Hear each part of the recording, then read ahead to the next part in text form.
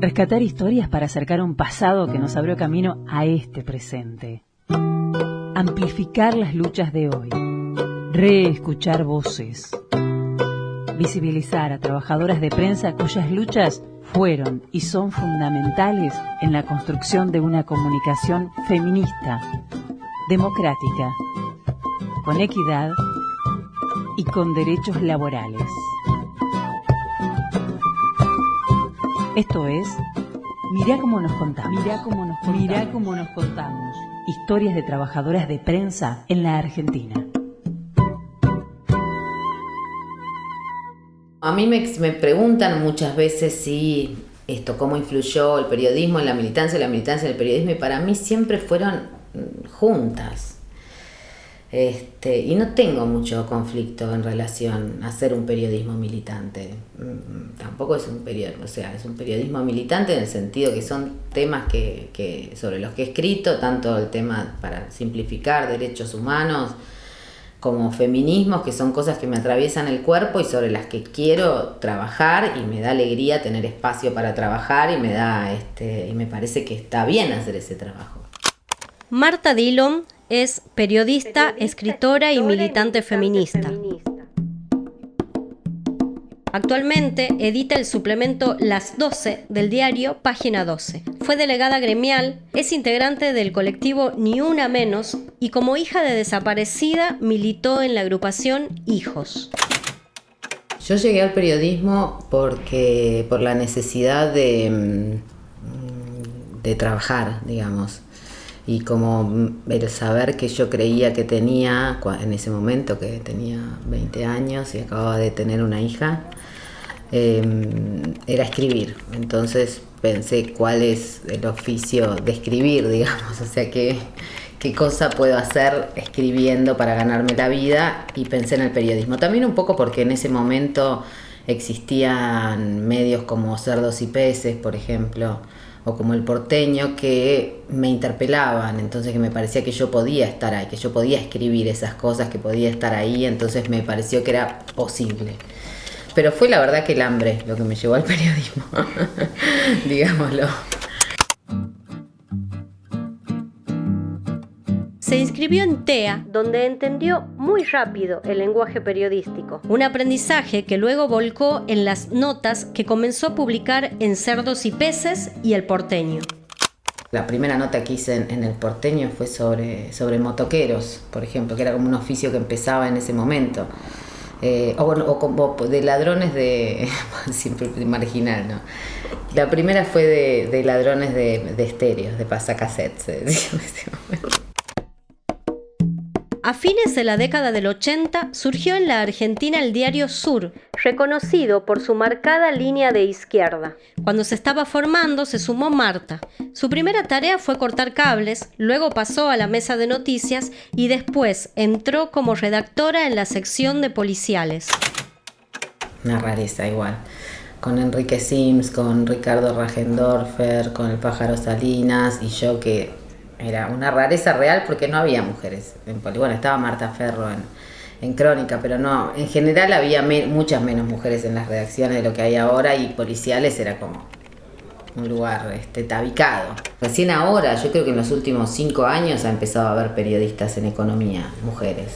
En política antes, pero en economía era como, bueno, ¿no? Acá estamos nosotros, los chabones, de guita ustedes no entienden. Podríamos decir que yo era una excepción por diversos motivos, digamos, y ha habido excepciones siempre. Silvia sale con Daniel, que sale con Alejandra, que sale con Carlos, que sale con Ricardo, que sale con Javier, que sale con Valeria, que sale con María, que sale con Miguel. Una vez que el SIDA entra, no sale más. Que sale con Alberto. SIDA, que no te sorprenda.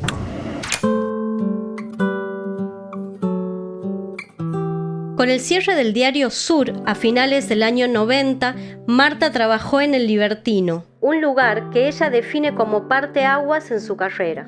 Mientras acomodaba su vida laboral, acudió al médico por una dolencia. Así, se enteró que era VIH positivo. Nada era fácil en los 90 para una paciente con VIH mujer. Esa experiencia fue relatada por Marta en Vivir con Virus, una columna que se publicó durante 10 años en el suplemento No del diario Página 12, y en 2004 fueron editadas en un libro. Vivir con Virus fue un espacio fundamental de debate y de contención. Con las columnas se mezclaron dos cosas. Por un lado, sí, la necesidad de volver a meterme en una redacción, y por otro lado, la necesidad de poder escribir sobre lo que me estaba pasando desde una perspectiva distinta a la que había en todos lados, ¿no? Desde una perspectiva de mujer y desde una perspectiva de alguien que vive con VIH, ¿no? Pensar que en ese momento las campañas que veías en todos lados decían métetelo en la cabeza, el SIDA mata, o hacían publicidades donde empezaban dos personas cogiendo y se convertían en esqueletos mientras estaban cogiendo. O sea, era todo asociado a la muerte, y entonces quienes ya nos habíamos infectado, bueno, estábamos muertos, en definitiva. Julio, diciembre de 1996. Voy al hospital después de 2 meses. Es una mañana fresca, no tengo ninguna mala noticia que contar, subí de peso y no hay problemas con mi tratamiento. Mi médico luce su habitual y moderado buen humor. Mientras me hace las órdenes para los análisis que aún no cubre la obra social a la que pertenezco, hablamos sobre la falta de medicamentos. No puede evitar contarme la desidia de las causas, las licitaciones mal hechas, la pasividad del ministerio. ¿Y qué pasa con la gente?, le pregunto, algo incrédula. Él, habituado a disimular la impotencia, me contesta: si no tienen obra social, se mueren. Las columnas Vivir con Virus significaron también el regreso de Marta a las redacciones. Allí construyó un nuevo camino en su vida periodística. Yo me hice feminista a partir de que tuve que recibí mi diagnóstico positivo. Me hice feminista ahí, en ese intercambio con el poder médico, en la mirada de lesotres sobre mí porque tenía VIH, digamos, en el extremo juicio al que te sometían permanentemente, digamos, por puta, por descuidada, porque además tenía la fantasía todavía de tener otro hijo o hija, bueno, porque encima que tenés SIDA se te ocurre que querés coger, digamos, todo era o sea, una bola de mierda que te caía permanentemente encima, y era mucho peor que a los varones. Las mujeres, en ese momento hetero, estábamos como a la buena de Dios, digamos. O sea, no había red de cuidados, eras una rareza. Después se empezó a feminizar el VIH, ¿no? Que era algo que nosotras veníamos diciendo. Por supuesto nos fuimos juntando, las columnas se nota cómo también se empieza a hacer una red, otra que no es solamente una voz perdida hablando sola.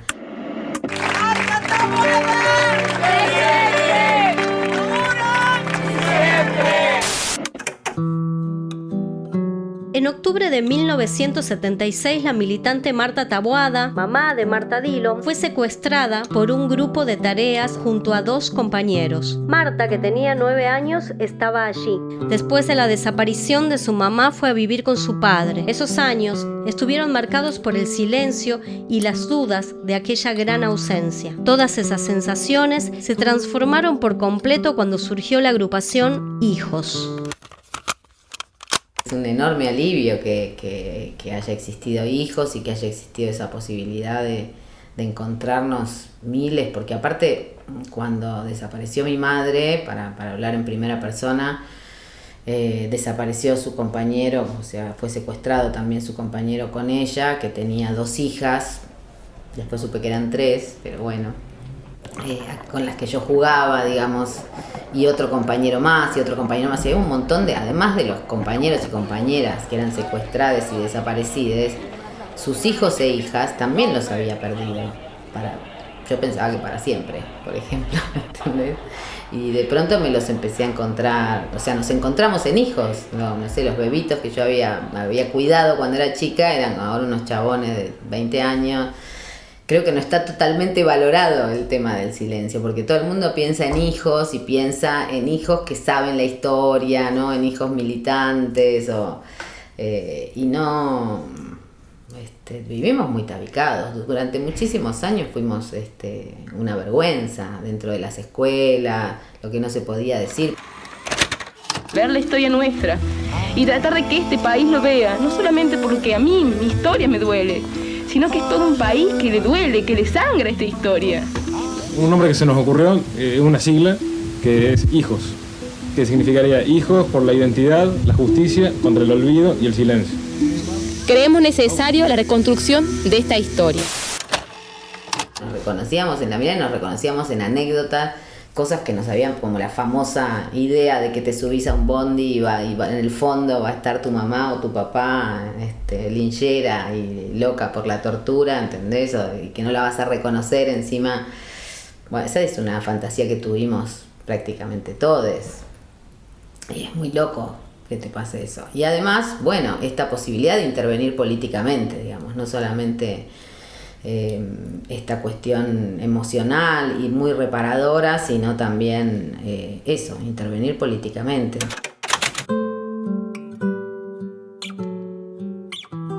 En 2011, Marta Taboada fue identificada por el equipo argentino de antropología forense. Ahí comenzó para Marta Dillon un nuevo duelo y otro recorrido en su historia personal. El 27 de agosto de ese año, Marta junto a sus hermanos realizaron un acto en su memoria y trasladaron sus restos al cementerio de Moreno. Agradecer profundamente a todos y a todas. Hay compañeros de muchas luchas diferentes, están los que estamos ahora caminando, los jóvenes de los 70, están los compañeros de la diversidad sexual, para decirlo de alguna manera, con los que hemos también estado en la calle. Para mí es muy importante que estén mis hermanos y hermanas de hijos que me cambiaron la vida, y por supuesto la familia, y gracias, muchísimas gracias. Y como decía, me sale más fácil escribir, ¿no?, que hablar, pero digo, hay momentos que se parecen a esa victoria que nombramos siempre, y creo que este momento en que estamos juntos se parece mucho a la victoria. Memoria, verdad y justicia, y bueno, muchas gracias. Mi mamá no se murió, mi mamá fue secuestrada y desaparecida, y se murió en algún momento que yo no sabía y que supe 35 años después. No es lo mismo que alguien se muera que alguien, sea secuestrada y desaparecida, ¿no? Y que además después vayas encontrando así como de a poquito a alguien que la vio y que dice solo su nombre porque la recuerda de la lista que pasaban en el centro clandestino, y otro tipo que también la vio porque también recuerda esa lista, pero no está segura si es esta o la otra, hasta que después aparece alguien que dice sí, la vi, sos igual, no sé. Todas esas cosas son como apariciones también, ¿no? Que se van produciendo y que no es de un momento al otro. La ausencia de su mamá, los años de silenciosa búsqueda y el hallazgo de sus restos dieron origen al libro Aparecida, que fue editado en 2015. Si algo estructuró de alguna manera todas estas cosas, tiene que ver con una búsqueda de verdad y justicia. En ese sentido creo que sí que es estructurante el hecho de pensar sobre la justicia, de buscarla a ella, de hacer vínculos en el camino de esa búsqueda. Eso es estructurante de alguna manera, ¿no? Hacer familia también, con mis compañeras de hijos, con Albertina también en un momento, que tiene otra experiencia en relación a que nada que ver con la mía en relación a lo colectivo, pero bueno, también fue, de alguna manera me junté con Albertina, que tiene los padres desaparecidos, e hicimos una familia. Mirá cómo nos contamos.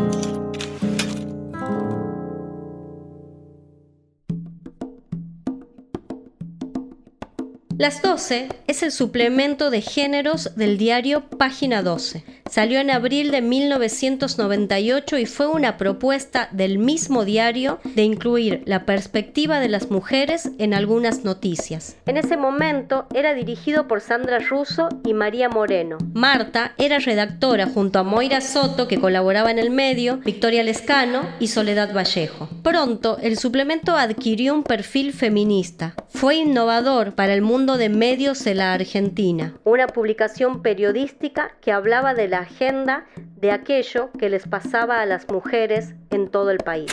Nos permitió, con nuestra perspectiva, con la perspectiva de María y Sandra, también estuvo piola el tiempo que estuvo, en el sentido de poder, por dentro el ejemplo, hacer notas sobre piqueteras. O sea, eran todas sobre los piqueteros. Los piqueteros, bueno, las 12 hizo una nota de 3 páginas sobre las piqueteras. Y esas piqueteras de pronto se vieron en una nota e hicieron la asamblea de mujeres del Puente Pueyrredón, que esa es una anécdota que la cuentan ellas y que para mí es una de las más lindas de mi trabajo en las 12. De la mano de las 12, en marzo de 2008, salió Soy. Cuenta Marta que nació del deseo de ella y de la periodista Liliana Viola de tener un suplemento LGBT. Para mí es imposible pensar feminismos, aunque el diario no pensaba como feminista el suplemento Las 12, sin pensar en las cuestiones LGBTIQ+. Es imposible, para mí es imposible. De hecho, las metíamos y cuando fuimos a hacer la propuesta, la dirección, ¿y para qué quieren si tienen las 12? O sea, si ya está las 12, ¿para qué quieren otro suplemento más? Y bueno, porque ¿qué hacemos con los varones? ¿Entendés? Porque estaban las trabas, estaban las lesbianas, pero las maricas tampoco estaban mucho en las 12 porque la consigna era que fuéramos mujeres. Hay un imaginario creado en nuestro país de que el feminismo no es una agenda restrictiva, sino que es la discusión de todo, queremos cambiarlo todo. Eso es un poco la agenda de las 12 y creo que eso es lo que empieza a suceder con más fuerza, así como en el 2003, digamos, entran los movimientos populares masivamente a los encuentros. Después de 2015 con Ni Una Menos, bueno, hay otro salto de masividad gigante en lo que son los encuentros y las movilizaciones y se abren miles de discusiones que, o sea, están discutiendo economía feminista, discutiendo cuidados, discutiendo cuándo nos jubilamos y cómo y por qué, discutiendo por supuesto el trabajo sexual, discutiendo los vínculos, eso. Me parece que las 12 fue acompañando este camino, digamos, y no como narradora solamente, sino actuando directamente. Porque bueno, la vocación, por ejemplo, de cubrir los encuentros es algo que no es una idea de Página 12, es una persistencia nuestra. O sea, hemos sido Mariana Carvajal, pero fundamentalmente Luciana Pecker y yo durante años, cuando nadie cubría los encuentros, era algo que pasaba en el qué sé yo era como la relatora oficial de los encuentros en el año, no sé qué año era, pero no sé, encuentros que éramos poquitas. Para comentar lo que sucedió este fin de semana largo que terminó ayer lunes en Mar del Plata, el Encuentro Nacional de Mujeres, más de 60.000 mujeres que participaron, llegadas de distintos lugares del país, y tenemos una cronista privilegiada que nos va a puntear lo más importante que deja esto, que es un hito en los movimientos de mujeres en el mundo, y es Marta Dillon, escritora, periodista, editora del suplemento Las 12, y estuviste ahí. Siempre una vuelve con el corazón cargado de energía y de eso que llamamos sororidad, ¿no? De esta posibilidad de encontrarse con otras mujeres muy distintas, muy diversas, de todos los lugares del país, y todas con las mismas ganas de sentarse, de pensarse a sí mismas, de pensar estrategias para tener una vida mejor, para tener una vida libre de violencia, para poder disponer de sus cuerpos, de sus decisiones de manera libre y autónoma.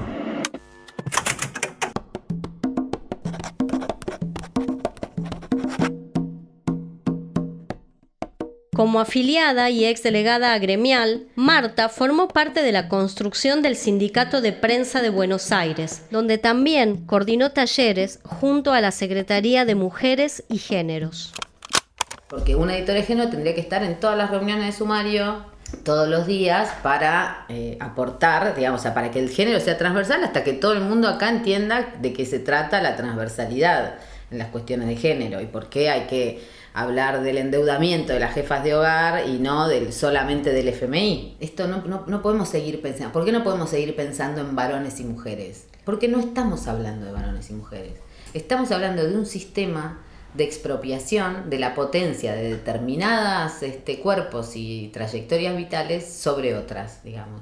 Y esto que decimos cuando pensamos en un léxico, ¿por qué hay que decir las travestis? ¿Por qué hay que decir los pueblos originarios? O sea, ¿por qué hay que decir mapuche y no indio, digamos? Bueno, es porque el sistema capitalista expulsa determinados cuerpos y para expulsarlos los estigmatiza, los condena a los trabajos más precarios, a los trabajos menos remunerados, no solamente menos remunerados, sino además bastardeados moralmente. Acá lo importante es pensar, ¿entendés?, cómo no dejar a nadie afuera, que es la premisa básica del feminismo, es cómo entramos todos en esta mesa, qué estamos poniendo, qué se nos está sacando, digamos. Parece a mí útil hablarlo en el sindicato, porque el sindicato, bueno, ahí somos trabajadores y trabajadoras y en ese sentido también tenemos que pensar en una cuestión no solamente en paritarias, sino en un sistema donde no nos exploten del modo que nos están explotando. Entonces, bueno, es necesario pensar lo que traen los feminismos, las preguntas que traen los feminismos y quiénes están afuera de la mesa, ¿no? Incluso de quienes negocian salarios y trabajo.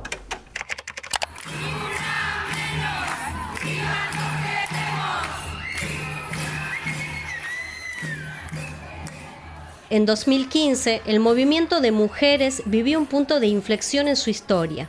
Fue la masiva marcha de Ni Una Menos, que exigía medidas para terminar con los femicidios. Marta, entre muchas otras periodistas e intelectuales, fueron las ideólogas de esa movilización y de algún modo las fundadoras del colectivo.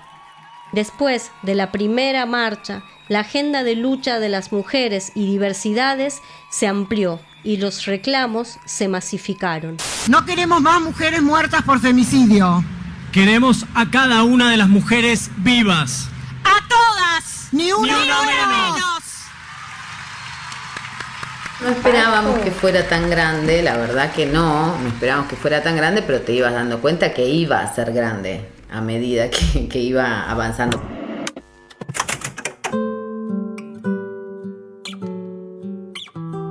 En octubre de 2016, el cruento asesinato de la joven marplatense Lucía Pérez generó una inmediata reacción. Ese hecho, junto al anuncio del fin de la moratoria previsional durante el gobierno de Mauricio Macri, dio lugar al primer paro de mujeres impulsado por Ni Una Menos. Fue un evento histórico que se expandió por el mundo y que hoy se realiza cada 8 de marzo. Fue muy, muy potente, digamos, ¿no? El tema del paro, las mujeres, todo el mundo, digamos, en ese momento algo paró, aunque sea para ir ahí, ese día, con la lluvia que había acá en Buenos Aires, por lo menos. Y eso nos permitió hacer una conexión con las polacas y nos permitió pensar una huelga feminista internacional y en 2017 fue gigante, en 2018 mucho más gigante, y en 2019 también, y bueno, pandemia. Y eso derramó, hay Non Una di Meno en Italia, hay Kahnemar en Alemania, las kurdas escriben Ni Una Menos en las paredes, Ni Una Menos escriben en Colombia, en las montañas de la FARC, digamos, o sea, eso posibilitó que la consigna se transformara en una cosa, digamos, en una contraseña contra la violencia, pero también en cuanto a una rebeldía que me parece que en las décadas anteriores a los feminismos le faltaba, en el sentido de convertir el 8 de marzo en una huelga cuando antes se te ofrecían descuentos en peluquerías, bueno, es un salto. Esto fue Mirá cómo nos contamos, historias de trabajadoras de prensa en la Argentina. Un proyecto ganador del concurso Nuevas Narrativas, edición podcast del Sindicato de Prensa de Buenos Aires, SIPREVA. La idea, producción y realización son de Mavi Sosa, Luciana Rosende, Aldana Somoza y Lorena Tapia Garzón. La locución es de Felicitas Bonavita. La narración fue de Mavi Sosa. La edición estuvo a cargo de Renata Estela. La música es de José Ferrufino, Diego Cueto y Ani Chiván. La mezcla y grabación las hizo Joaquín Chiván en el estudio Palta. Agradecemos a Diego Gemio por sus consejos y su aporte en la grabación.